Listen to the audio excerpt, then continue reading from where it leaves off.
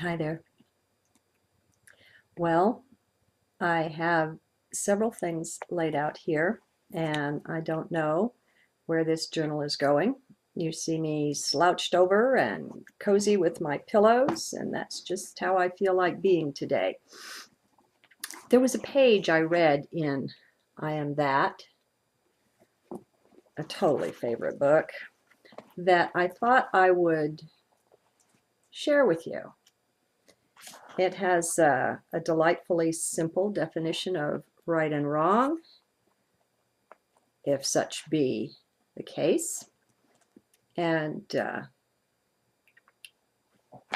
fellow who's speaking with him, I don't want to give you the whole dialogue, but he's wondering about the dichotomy, the higher self and the lower self. And he's concerned, how can I be in my higher self if my lower self still misbehaves? And so he says to Nisargadatta, what should I do when a man slaps me in my face? You will react according to your character, inborn or acquired. Is it inevitable? Is the world condemned to remain as we are? I like this part. A jeweler who wants to refashion an ornament first melts it down to shapeless gold. Similarly, one must return to one's original state before a new name and form can emerge. Death is essential for renewal. Question. You are always stressing the need for going beyond, of aloofness, of solitude. You hardly ever use the words right and wrong. Why is it so? He says, it is right to be oneself. It is wrong not to be. All else is conditional. Isn't that neat? You are eager to separate right from wrong because you need some basis for action. You are always after doing something or another, but personally motivated action based on some scale of values, aiming at some result, is worse than inaction, for its fruits are always bitter. He says, are awareness and love one and the same? Of course. Awareness is dynamic. Love is being. Awareness is love in action. By itself, the mind can actualize any number of possibilities, but unless they are prompted by love, they are valueless. Love precedes creation. Without it, there is only chaos. He says, where is the action in awareness? You are so incurably operational. Unless there is movement, restlessness, turmoil, you do not call it action. Chaos is movement for movement's sake. True action does not displace. It transforms. A change of place is mere transportation. A change of heart is action. Just remember, nothing perceivable is real. Activity is not action. Action is hidden, unknown, unknowable. You can only know the fruit.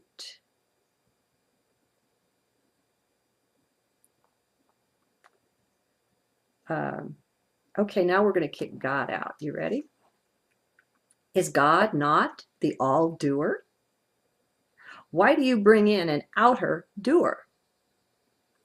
The world recreates itself out of itself. It is an endless process, the transitory begetting the transitory. It is your ego that makes you think that there must be a doer. You create God to your own image, however dismal the image, through the film of your mind. You project a world and also a God to give it cause and purpose. It is all imagination. Snap out of it. The questioner says, how difficult it is to see the world as purely mental. The tangible reality of it seems so very convincing. Nisargadatta, this is the mystery of imagination, that it seems to be so real. You may be celibate or married, a monk or a family man. That is not the point. Are you a slave to your imagination or are you not?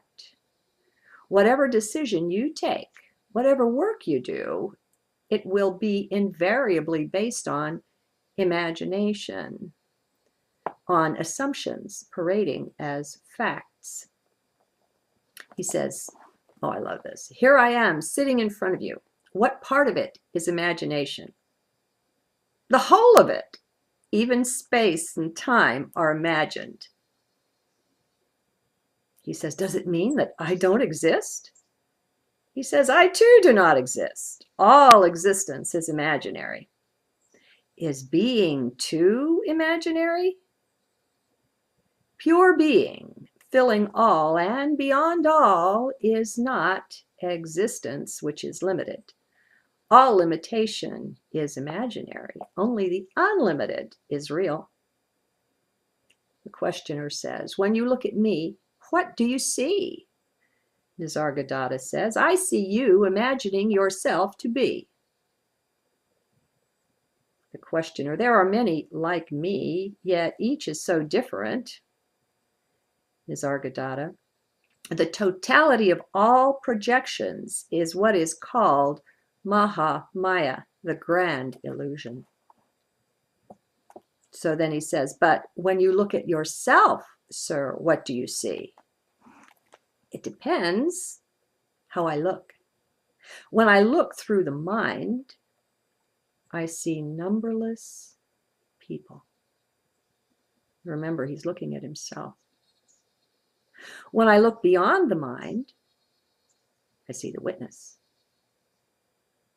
Beyond the witness, there is the infinite intensity of emptiness and silence.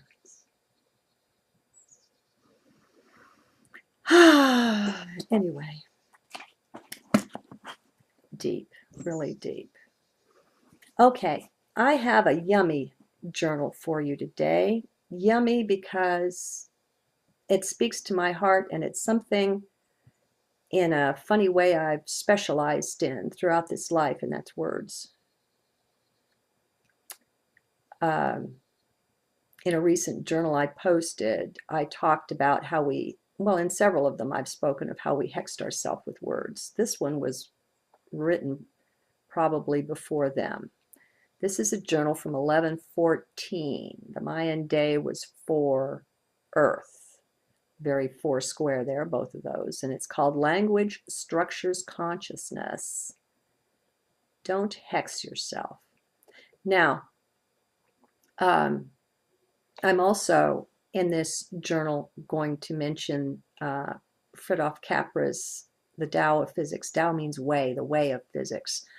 It's a book written in the 70s in which he took he's a scientist, I believe. He took the language of Buddhism and the then current language of science, and he put them side by side with an, oh my God, they're saying the same thing. How can that be? And so that's what this book is about, placing mysticism and hard science side by side. Well, if you can call quantum physics hard science, you know. Anyway, and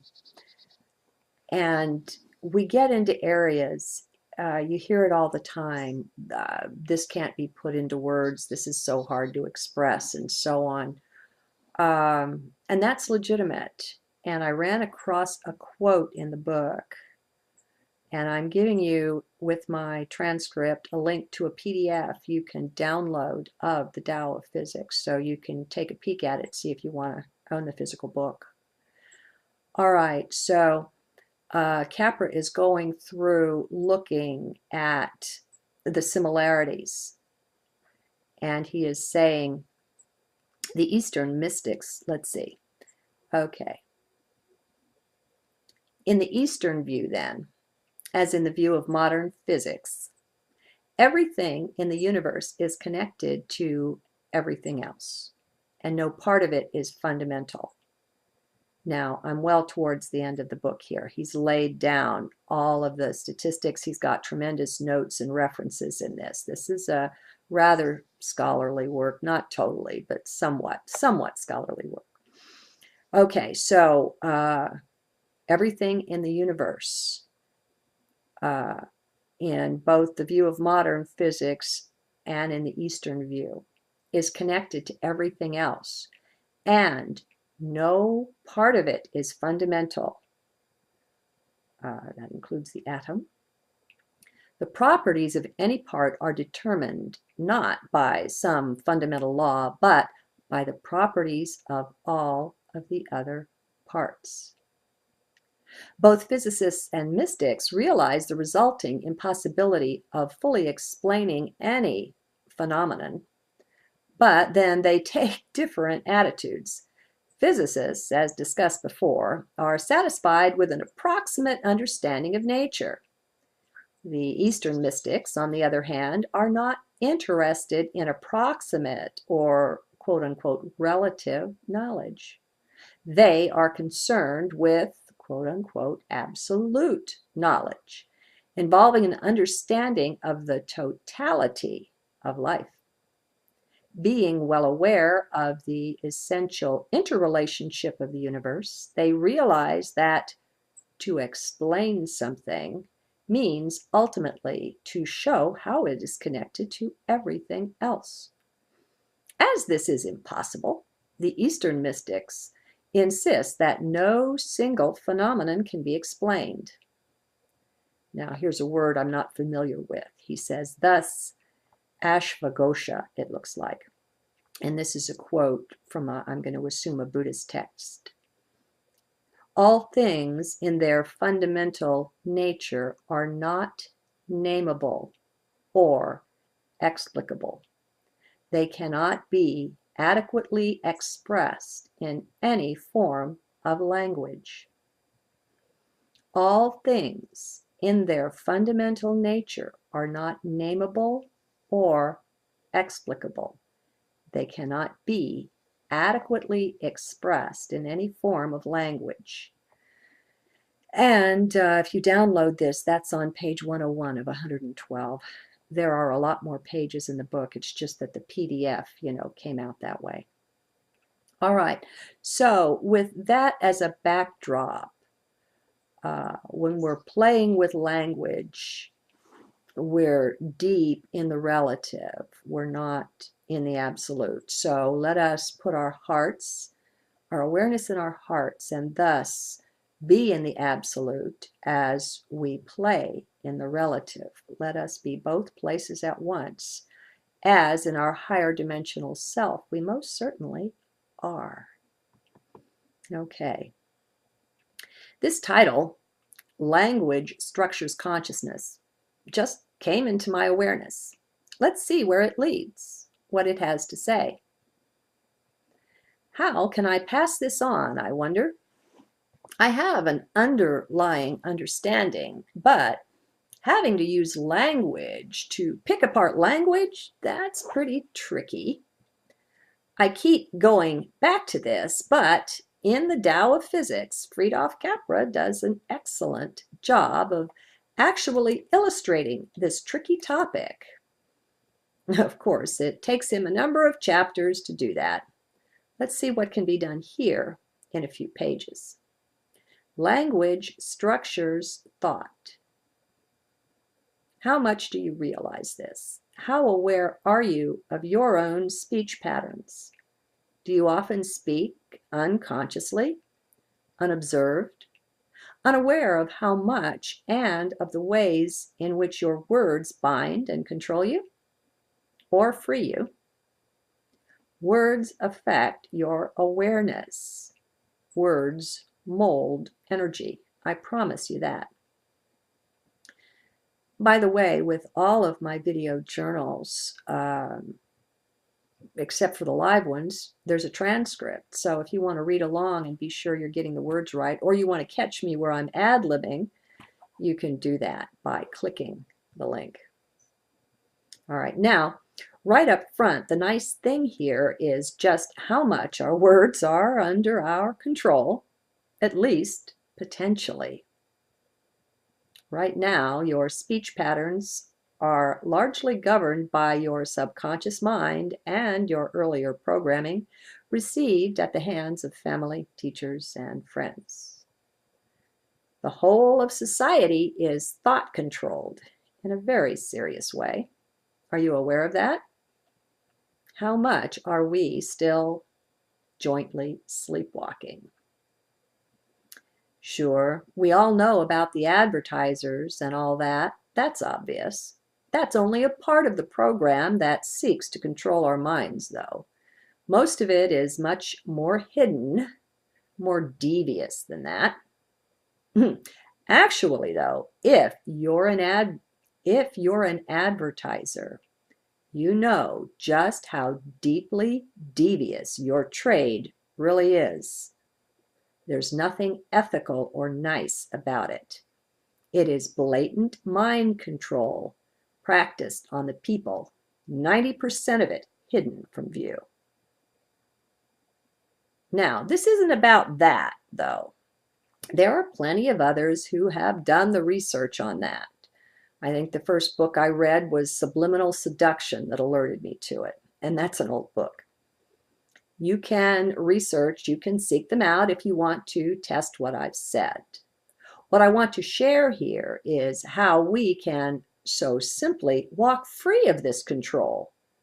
But first, we must see it. So that's what I seek to do, just to lay it out for you so you can pursue it on your own if you like. Now, I hope you are at least reasonably familiar with the great extent to which our society, top to bottom, is based on and riddled with lies and deceptions of every stripe. They are endless and quite shocking, disappointing, devastating when first discovered. And that's why a lot of people don't wake up or haven't done so yet, I think. They're afraid to face the extent of the deceptions that abound. They intuit, they actually know about this deep down, but don't want to face it. And truth is a mandatory part of awakening, so they still sleep. But that's not you, or you wouldn't be here. So let's go. How can you see this? What can you do? The very first thing is to simply become aware of your words. All of them, both casual and serious. I'm not kidding. Even in your kidding around, you string nooses around your neck, around your life. So become aware. That's the first mandate to take on if you're serious about discovering this. What next? Well, stay centered in your now moment as much as you can.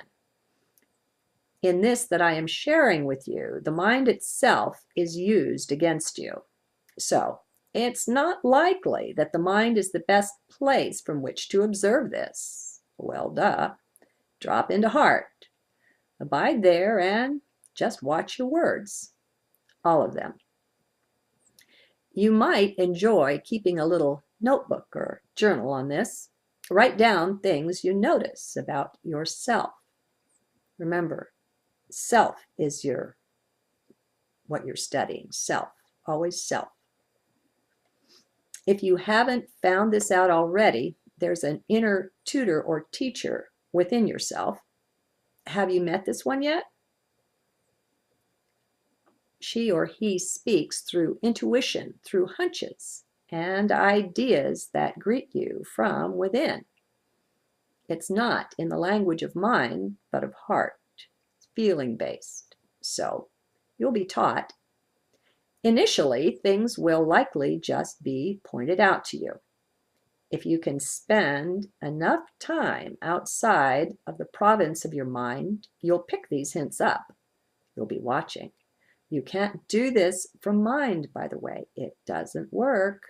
Mind can't be used to watch mind. Now, please realize, if you don't already know, that your subconscious takes everything literally, every word. Consider that. Let it penetrate. It doesn't know irony or sarcasm or anything else. It takes that out. It doesn't go for meaning. It goes for what do the words say. As you're watching yourself, then, consider the literal value of your words. Your subconscious is hearing them. It tries to bring about whatever you want, that is, what it thinks you want. It does this by listening to the literal meaning of your words. Now, I don't need to tell you how much our slang and colloquial language is riddled with nonsense, but then so is our regular serious language once we delve deeply into it. So, watch particularly your slang and casual conversation, even your self-talk. These are a treasure trove of new ideas you'll discover. Okay, next concept. It would help you to accept that you are greater, wider, vaster, and grander than you now think. Make room for that. The dark force has made a most serious effort to convince mankind that she is nothing but the dust of the earth and of no eternal value, no worth. Though we don't really agree with this, much of the programming has penetrated and found its way into the subconscious caverns of mind. Be aware of that.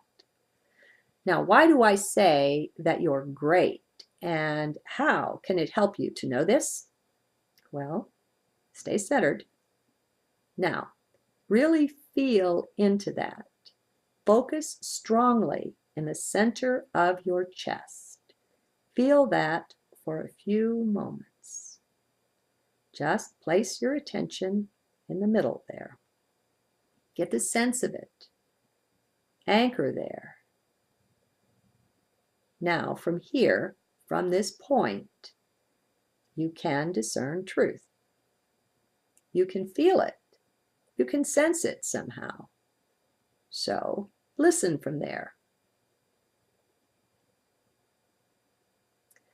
I'm going to step out for a minute. There's a neat little exercise Anelia has. You go inside like that, and you focus within, and then you tell yourself a lie, something simple like, my name is John, and you feel it. You feel what it feels like to say something that's not true.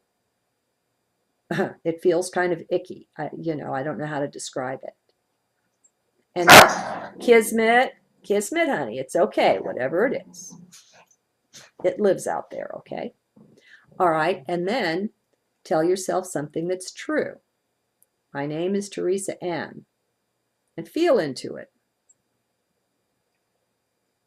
Go back and forth if you need to on your own time, or push pause. Tell yourself a lie. Tell yourself the truth. Get the sense of how it feels. You can call it your truth detector. You can call it your BS detector. It is both. All right. Now, from there, from within, realize that somewhere deep within, you already know everything. Yes, everything that is, literally. You actually contain the whole cosmos, my friend. But we don't have to go quite that far for this. Just keep the sense, the feeling of being grounded in heart for a few moments, and keep listening from there. To get my attention to stay there, I used to take a fingernail and just poke it right there and just kind of hold it there. And it was uncomfortable, and that was enough to keep my attention there. Silly little things, whatever it takes. Now, run what I say past that internal feeling place. See how it feels. Test it for yourself.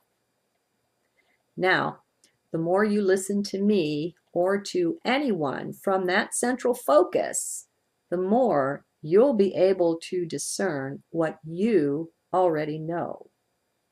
Things will just resonate, or they won't. Oh, see, I even wrote it in here.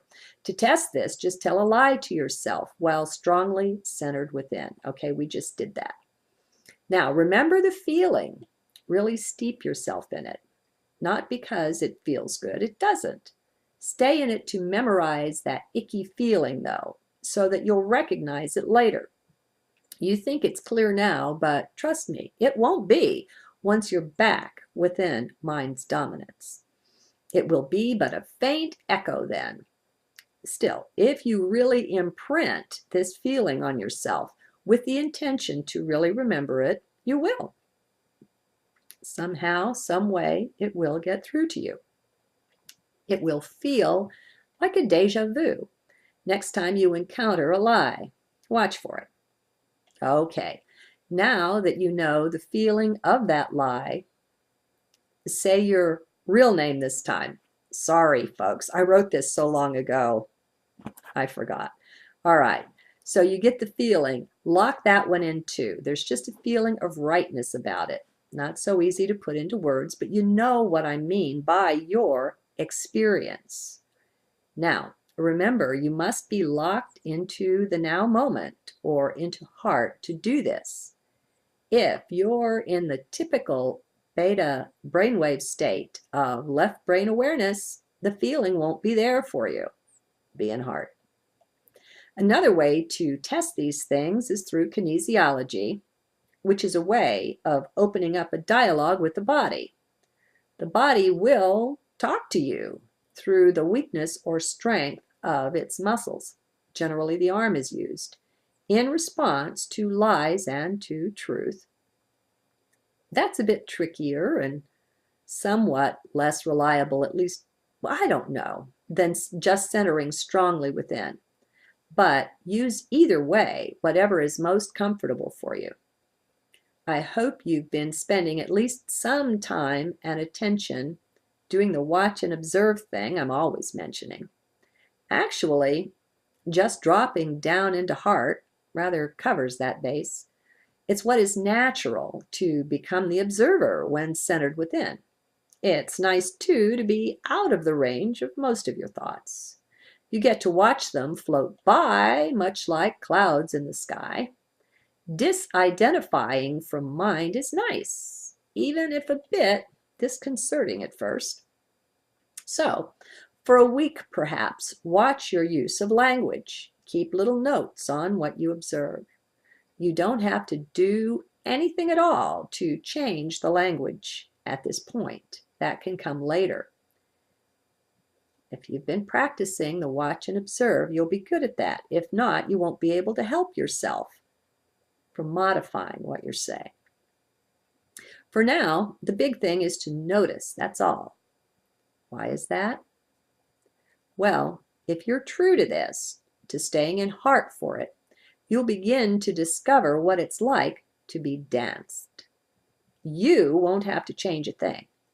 You'll actually get to watch it changing before your face with literally no thought or effort on your part. Talk about disconcerting at first. You bet it is. But it's also quite cool. Now, that's about all I can do for you at this point. It takes about a week of just watching to have enough experience to have noticed enough about this thing of the language. I can give you a bit of a mental preview here, but realize that up to now, it's all been experiential. You get to feel with me each thing that's being said. This part will be more cerebral. What I'll share with you is that a large part of your world of experience is being structured by the very words you use, the way you use them, and the thoughts that naturally follow. These thoughts are naturally structured by the language as we use it. Further, the subconscious is picking up everything, taking it all literally, so you will find that you're fighting yourself. just like the rest of us. What do I mean by that? Well, you'll see. But you'll find yourself giving commands to the self that you don't even believe in and that you wouldn't carry out in your right mind anyway. Well, it's not your wrong mind, but it is your subconscious mind that is taking these commands and trying to carry them out. You'll find that you're literally hexing yourself, and frequently, some of you. The conscious mind wasn't keeping guard over this, since it thought such things were just casual conversation and didn't matter that much. Well, now that's what we've been programmed to think, isn't it? Uh-huh. It's about time we question that, along with everything else. It's just that this issue of the language is so easily accessible, and we have such power over it, but not until we train ourselves to notice such things. Until then, we're just walking about in a haze. We're all sleepwalking, really, until a certain basic level of self-awareness is attained. You do it by the watch and observe method, if you like. It works. You'd be amazed at what you've been missing, my friend. It slipped right by you, right over your conscious mind or under it, and straight into the subconscious, there to lurk and give you an unintentional bad time. No, of course you didn't intend yourself any harm, but to keep the people in control, many such methods are used. They're laced all through our use of language, and they are how we have been purposely trained. Now, I don't care to point fingers of blame over anything. That's counterproductive. What it achieves is to both keep you in mind and locked into duality, just where you're the least effective at waking from the dream. So, if you really want to get on your own team and stop fighting against yourself all the time, start watching your language. Start watching yourself. For those totally serious about this exercise, read the Tao of Physics. Check it out from a library if you like. If they don't have it, they can do a library transfer and get it for you. Let you know when it arrives. It's pretty neat. Or you can just download it from my link. Let Fritjof take you on that little mind-bending journey into the fourth dimension, or whatever it is. He will prove to you how the very foundation, not just the slang, of our language is deeply, deeply flawed. It keeps us from apprehending reality correctly. It actually locks us into deceptions and lies right at the most basic level of the structure of the language. To heck with the words, the very structure is a phony foundation. It cannot represent reality or truth. Little wonder it's hard to say some things. Well, how's this for a different sort of journal? Heck, who knows anymore what from what? I surely don't. But I can tell you, I can report that it's actually quite a nice way to live. Once you surrender your need to be right, first of all, which means you leave the left brain, you get a real taste of what freedom can be like. It's awesome. By staying centered whenever you think of it, that's what does it. Things are viewed differently from heart. The perspective is almost otherworldly. It's so different to the way mind normally sees things. That's part of why there's no way the mind can come along, can be in control of this trip. It's a grand adventure you embark on here. Don't think it isn't. Don't limit the self. Remember, you are a grand adventurer whose skills and abilities, whose basic yet unknown talents are massive, are awesome. And yes, I mean you. Each one of us is this, each and every one. The price of the ticket is to exit the mind for as much time as you can afford. Don't worry, though. You'll get to quite like it once your mind gives over and starts to leave you alone. Even then, before mind willingly gives over the reins of your life, you can still have a jolly good time with this.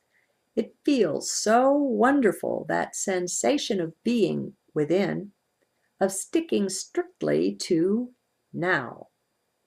At first, it requires a good deal of concentration to gain this focus. But shortly, pretty shortly, you'll find yourself there for a whole hour or more and not even notice you were doing it. Then it will be even days at a time. Try it. You'll see.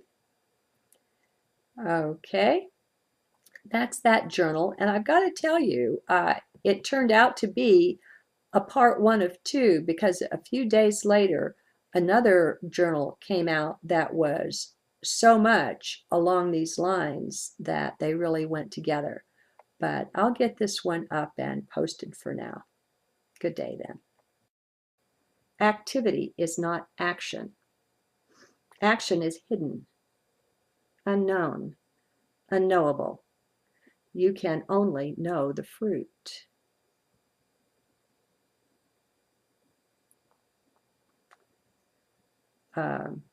Okay, now we're going to kick God out. You ready? Is God not the all-doer? Why do you bring in an outer doer? The world recreates itself out of itself.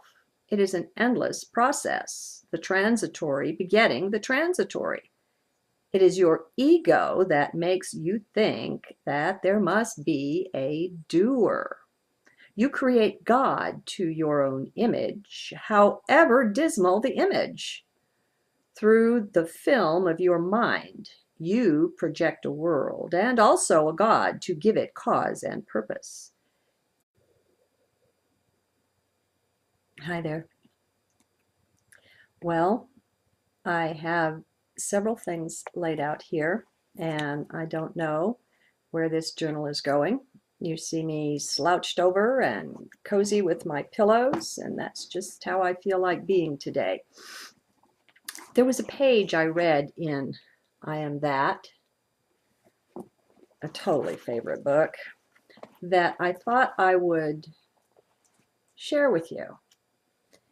It has a delightfully simple definition of right and wrong, if such be the case. And the fellow who's speaking with him, I don't want to give you the whole dialogue, but he's wondering about love as being. Awareness is love in action. By itself, the mind can actualize any number of possibilities, but unless they are prompted by love, they are valueless. Love precedes creation. Without it, there is only chaos. He says, where is the action in awareness? You are so incurably operational. Unless there is movement, restlessness, turmoil, you do not call it action. Chaos is movement for movement's sake. True action does not displace.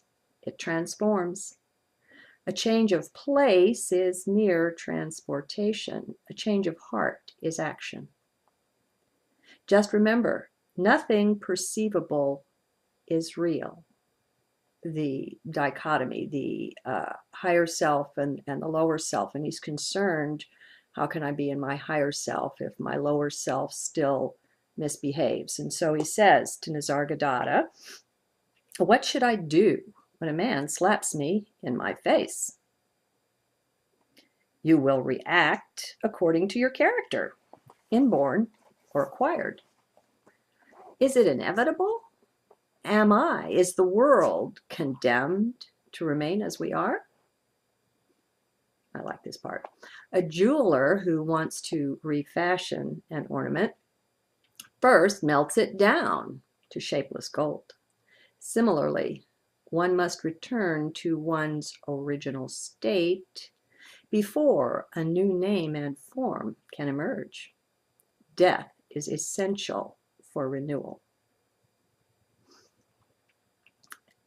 Question. You are always stressing the need for going beyond, of aloofness, of solitude. You hardly ever use the words right and wrong. Why is it so? He says, it is right to be oneself. It is wrong not to be. All else is conditional. Isn't that neat?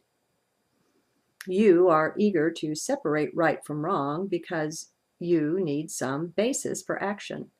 You are always after doing something or another, but personally motivated action based on some scale of values aiming at some result is worse than inaction, for its fruits are always bitter. He says, are awareness and love one and the same? Of course. Awareness is dynamic.